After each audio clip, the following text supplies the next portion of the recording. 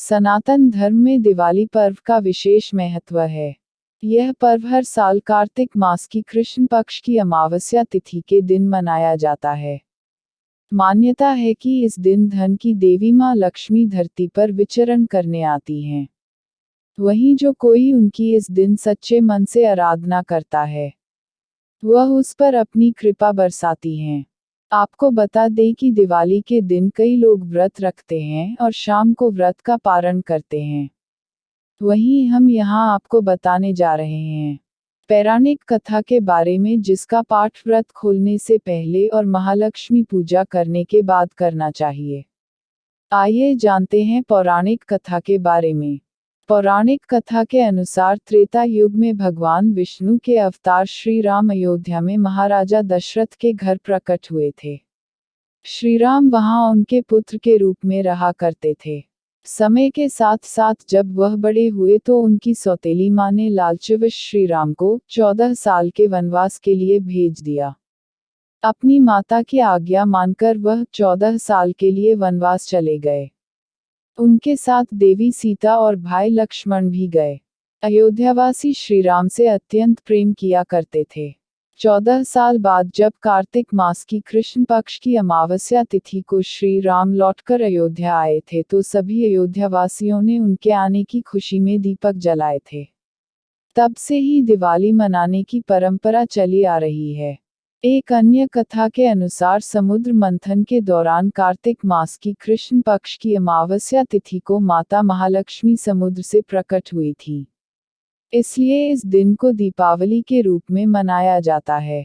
एक गांव में एक साहूकार था। उसकी बेटी प्रतिदिन पीपल पर जल चढ़ाने जाती थी।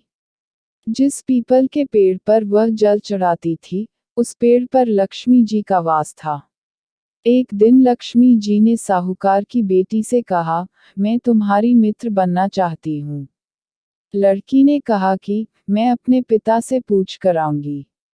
यह बात उसने अपने पिता को बताई तो पिता ने हाँ कर दी। दूसरे दिन से साहूकार की बेटी ने सहेली बनना स्वीकार कर लिया।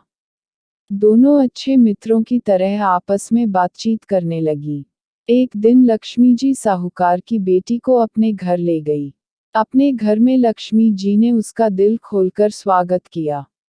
उसकी खूब खातिर की। उसे अनेक प्रकार के भोजन परोसे। मेहमान नवाजी के बाद जब साहूकार की बेटी लौटने लगी तो लक्ष्मी जी ने प्रश्न किया कि अब तुम मुझे कब अपने घर बुलाओगी। साहूकार की बेटी ने लक्ष्मी जी को अपने घर बुला तो लिया, परंतु अपने घर की आर्थिक स्थिति देखकर वह उदास हो गई। उसे डर लग रहा था कि क्या वह लक्ष्मी जी का अच्छे से स्वागत कर पाएगी। साहूकार ने अपनी बेटी को उदास देखा तो वह समझ गया।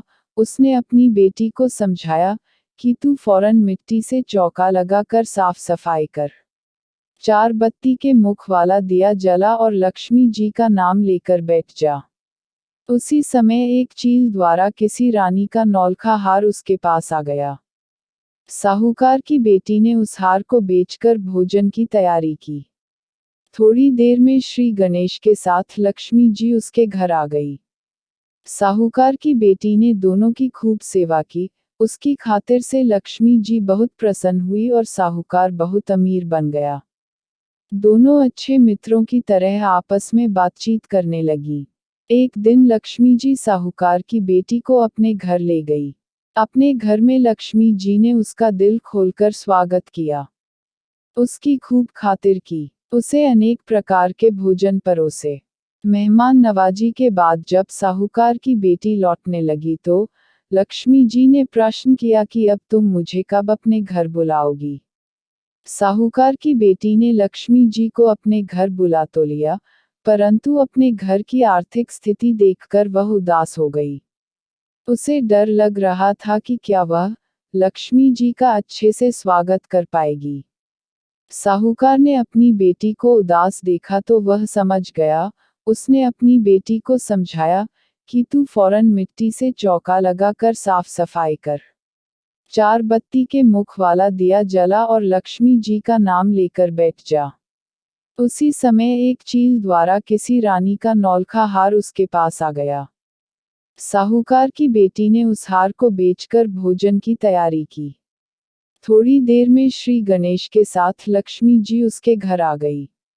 साहूकार की बेटी ने दोनों की खूब सेवा की, उसकी खातिर से लक्ष्मी जी बहुत प्रसन्न हुई और साहूकार बहुत अमीर बन गया। धन्यवाद।